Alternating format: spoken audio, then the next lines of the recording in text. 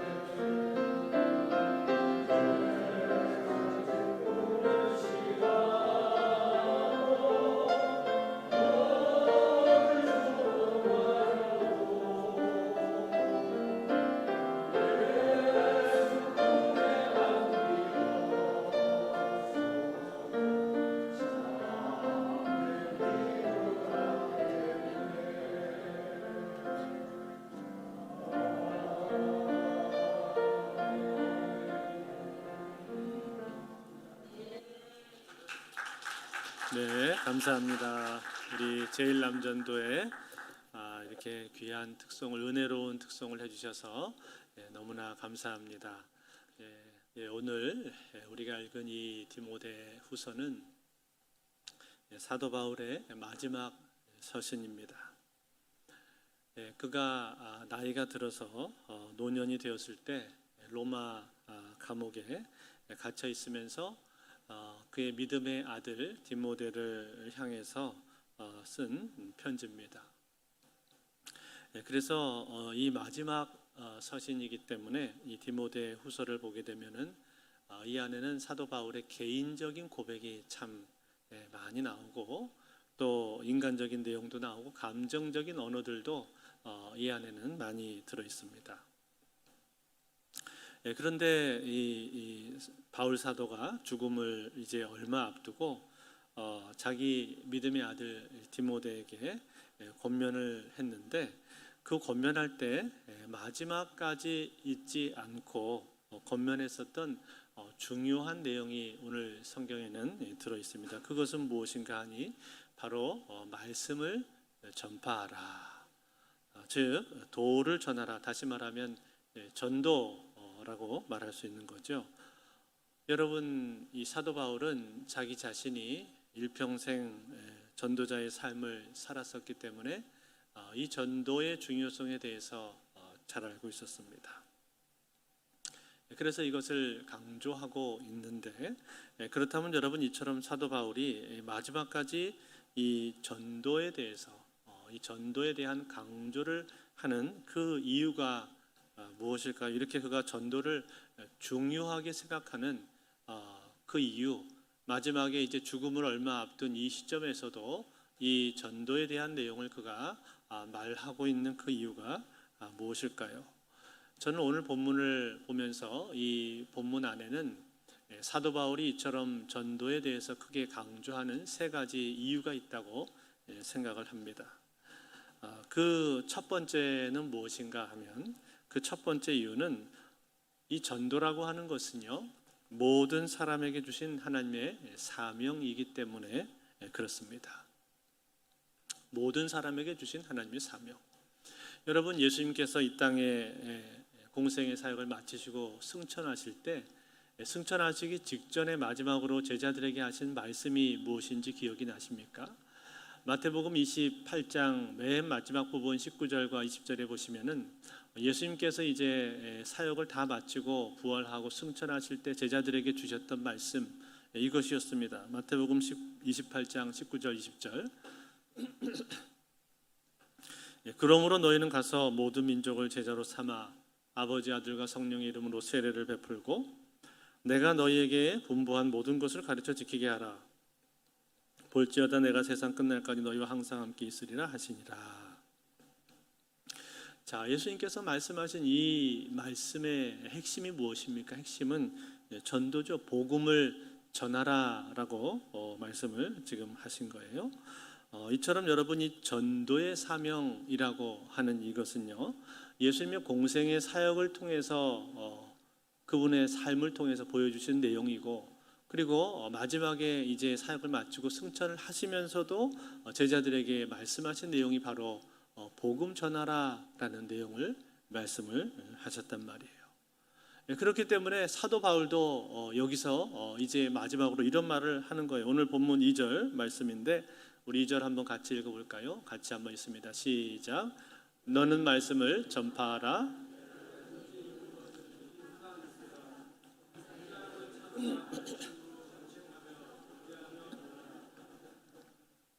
자, 여기 보시면은 말씀을 전파하라 그렇게 하셨는데, 말씀을 전파하라고 하면서 이 말씀을 언제 전파하라고 하셨죠? 언제요? 때를 얻든지 얻지 못하든지. 무슨 뜻일까요? 항상 전파하라는 얘기죠. 항상. 때를 얻든지 얻지 못하든지, 이 말은 늘 말씀을 전파하고 복음을 전하라, 그런 얘기. 복음 전할 준비를 늘 하고 있으라고 말하는 거예요. 즉 내가 전도해야 될 사람이 누구인지, 이 전도에 대한 생각을 항상 놓치지 말라는 거예요. 늘 머릿속에 염두에 두고 있으라는 거예요. 가지고 있으라는 거예요. 다시 말해서 내가 주변에 사람들을 만나게 되는데 사람들을 보게 될 때 그 사람 중에 믿지 않는 사람이 눈에 보인다면 그분을 볼 때 아하, 이분은 전도 대상자구나 하는 생각을 잊어서는 안 된다는 얘기입니다. 이분은 복음을 들어야 될 사람이고 돌아와야 될 사람이고 전도되어야 될 사람이구나 라는 생각을 늘 가지고 볼 줄 알아야 된다는 거예요. 그래야 기회가 왔을 때 그분에게 복음적인 내용, 전도에 관련된 내용을 내가 말을 할 수가 있다라는 거예요. 그런 거로 여러분, 이 일은요 우리 모두가 다 해야 될 일입니다. 누구 한두 사람만의 일이 아니고 이 일은 우리 모두가 다 해야 될 일이다라는 거예요. 즉 내가 하나님의 자녀라면, 내가 믿음을 가지고 있는 사람이라면, 그러면은 믿음이 없는 사람에게 복음 전할 생각을 늘 우리가 가지고 있어야 된다라는 거예요. 그래야 내가 그 사람들을 대할 때 합당하게 대할 수 있다는 겁니다. 복음을 들어야 될 사람이 받아야 될 합당한 대접을 내가 그 사람에게 해줄 수가 있다는 거예요. 전에 어떤 분이, 이분이 전도폭발 훈련을 이제 받았는데 이런 얘기를 하시더라고요. 자기가 전도폭발을 하면서 복음을 전하려고 보니까 이 다음부터는 이제 사람들을 대하는데 사람들을 함부로 대하지를 못하겠더라는 거예요.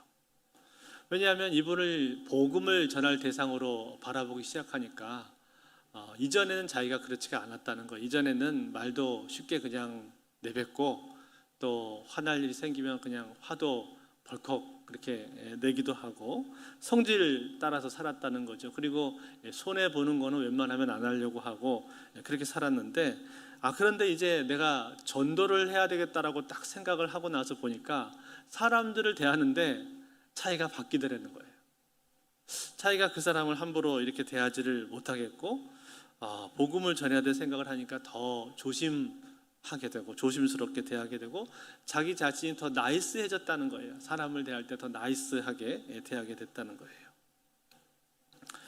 그러면서 자기도 모르게 자기가 바뀌어간다라는 말씀을 하신 것을 제가 본 적이 있습니다. 여러분, 이처럼 복음을 전한다는 것은요, 복음을 전하다 보면은 그 복음을 전한다는 그 사실이 나 자신에게 영향을 끼쳐서 나를 바꾸는 것을 우리가 보게 되는 거예요. 그러니까 다시 말해서 전도함으로 말미암아 우리가 주님을 더 닮게 된다, 그런 얘기가 되는 거죠. 어떤 목사님이 전에 그렇게 말씀하시는 것도 제가 들은 적이 있는데 자기는 전도를 하지 않으면요 성화가 어렵다고 본다는 거예요.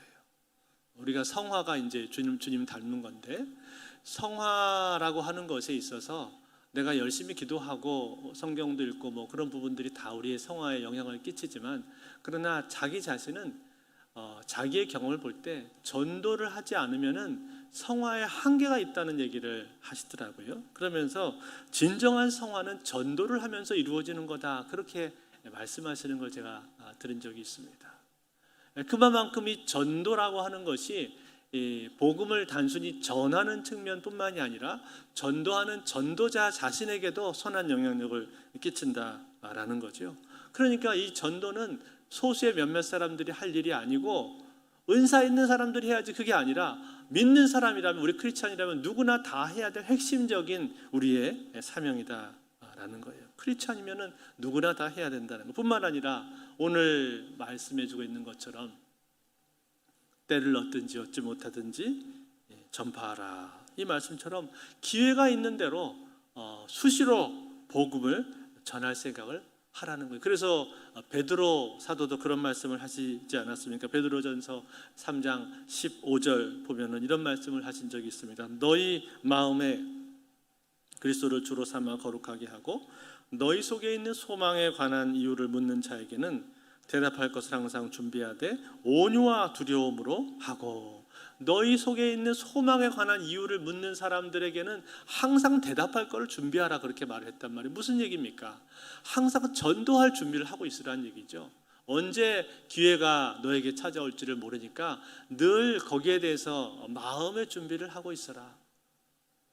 그런 상황이 나에게 주어지면은 언제든지 내가 전도할 수 있도록 이분에게 복음을 전할 수 있는 그러한 준비를 하라라는 겁니다. 이처럼 이 전도라고 하는 것은 모든 사람에게 주신 하나님의 사명이라는 거예요. 그런가 하면 두 번째로 왜 우리가 전도를 해야 되는가?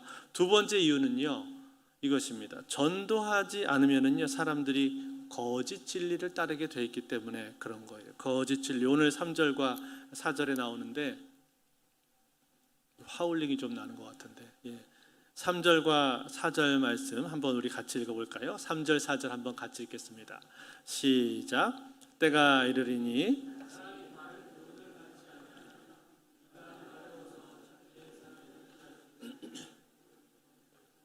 또 그 귀를 진리에서 돌이켜 헛단한 이야기를 따르리라. 자, 여러분 이 모습을 보십시오. 이 모습은 지금 사실 오늘 우리가 사는 이 시대에 정말 극심하게 나타나는 그런 모습 아닙니까? 물론 과거의 초대교회 시대에도 이단들이 많이 있긴 했습니다만, 그러나 요즘처럼 이단들이 많고 요즘처럼 거짓 선지자들이 판을 치는 세상이 어디 있겠어요? 요즘처럼 거짓 진리가 사람들을 수도 없이 호도하는 이런 시대가 어디 있겠습니까?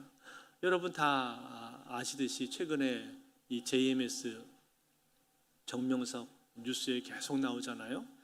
거기에 피해당한 사람들의 숫자가 부지기수입니다. 지금도 계속 증언들이 나오고 있단 말이에요. 들어보면 참 어이가 없어요. 어이가 없는데도 불구하고 거기에 그렇게 많은 사람들이 미혹을 당해서 빠지게 되고 헤어나오지를 못한단 말이에요. 그게 현실입니다. 아니 신천지는 어떻습니까? 신천지는 또 두말할 필요도 없죠.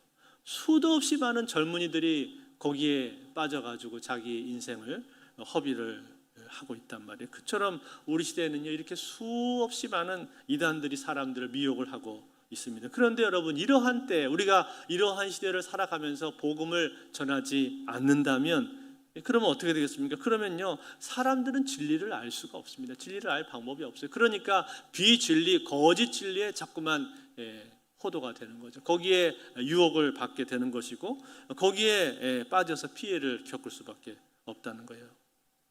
그게 현실입니다. 뿐만 아니라 오늘 본문에 보니까 허탄한 이야기를 따른다라고 또 말씀을 했는데, 그 말씀처럼 복음하고는 전혀 상관없는, 즉 그들의 영혼에는 아무런 유익이 없는 그러한 것들, 그렇게 세상적이고 현세적이고 쾌락적인 일들에 사람들이 빠지게 되어 있다라는 거예요. 그런 모습을 우리가 지금도 수도 없이 보고 있지 않습니까? 사람들이 헛된 일에 빠져가지고 자기 시간을 다 낭비하는 걸 보잖아요. 뭐 유튜브에 빠진다든지 혹은 뭐 인터넷이나 SNS나 이런 데에 거의 중독되다시피 한 사람들이 얼마나 많은지 모릅니다. 자기 시간의 여가의 대부분을 거기에 다 빠져서 보내버리는 사람들이 얼마나 많이 있는지 모릅니다. 그게 우리의 현재 상황이란 말이에요. 때문에 여러분, 우리가 그들을 향해서 진리를 전해주지 않으면요, 복음을 전해주지 않으면요, 그러면 그들은 진리를 알 방법이 없습니다. 뿐만 아니라 거짓 진리로부터 그들이 보호를 받게 되기도 더 어렵다는 거예요. 그게 현실이라는 거예요. 그러므로 사랑하는 성도 여러분, 오늘 우리는 어떻게 해야 되겠습니까? 우리는 오늘 사도 바울이 우리에게 권면해 주고 있는 것처럼 때를 얻든지 얻지 못하든지 복음을 증거해야 될 줄로 믿습니다. 복음을 전해줘야 되는 것이 우리의 사명이라는 거예요. 마지막 세 번째입니다. 오늘 우리가 전도해야 될 세 번째 이유는 무엇인가? 그것은 하나님 앞에 상을 받기 위함입니다. 오늘 여러분 이 디모데 후서에 보게 되면은 우리가 언젠가 하나님 앞에 서야 할 그날이 있다고 우리에게 말씀을 해주고 있어요. 1절 말씀인데 이렇게 되어 있습니다. 하나님 앞과 살아있는 자와 죽은 자를 심판하실 그리스도 예수 앞에서 그가 나타나실 것과 그의 나라를 두고 엄히 명하노니, 뭐라고 말을 한 거예요? 하나님 앞과 그게 살아있는 자와 죽은 자를 심판하실 그날이 있다라고 우리에게 지금 말씀해 주고 있잖아요. 즉 언젠가는 우리가 하나님 앞에 서야 될 그날이 있다는 거예요. 하나님의 그 심판대 앞에 우리가 서야 될 그날이 있다라는 거예요. 그때 어떤 사람은 하나님 앞에서 칭찬을 받게 될 것이고 상을 받게 될 겁니다. 그런데 어떤 사람은 상이 아니라 책망과 꾸중을 듣게 될 수도 있단 말이에요. 여러분, 그러면 그때 과연 우리는 어느 자리에 있어야 되겠습니까? 우리는 상을 받는 그 자리에 있어야 될 줄로 믿습니다. 하나님으로부터 상 받는 그 자리에 우리가 서 있어야 되지 않겠습니까? 그런데 이런 얘기를 하면 어떤 사람은 그렇게 얘기를 합니다. 아니, 신앙생활 하면서 순수하게 해야지 상 같은 거를 기대하면 되겠냐고. 자기는 상 같은 거 바라지 않는다는 거. 사심 없이 신앙생활 해야지 뭐 상 같은 거를 바라냐고 그렇게 말을 하는 사람이 있는데, 어떻게 보면 고고한 것처럼 보이고 고상한 것처럼 보이지만, 그렇지만 여러분, 성경은요 하나님에 대해서 상 주시는 분이라고 말씀하고 있어요. 그렇죠? 히브리서 11장 6절 이렇게 말씀했잖아요. 히브리서 11장 6절에 믿음이 없이는 하나님을 기쁘시게 하지 못하나니 하나님께 나아가는 자들은 반드시 그가 계신 것과 또한 그가 자기를 찾는 자들에게 상 주시는 이심을 믿어야 할지니라. 뭐라고 했습니까? 하나님은 상 주시는 분이라고 우리에게 말씀해 주셨단 말이에요. 그러니까 하나님이 상을 주시는 분이기 때문에 우리는 상 주시는 하나님 앞에서 그 상을 기대할 줄 알아야 됩니다. 그게 신앙이에요.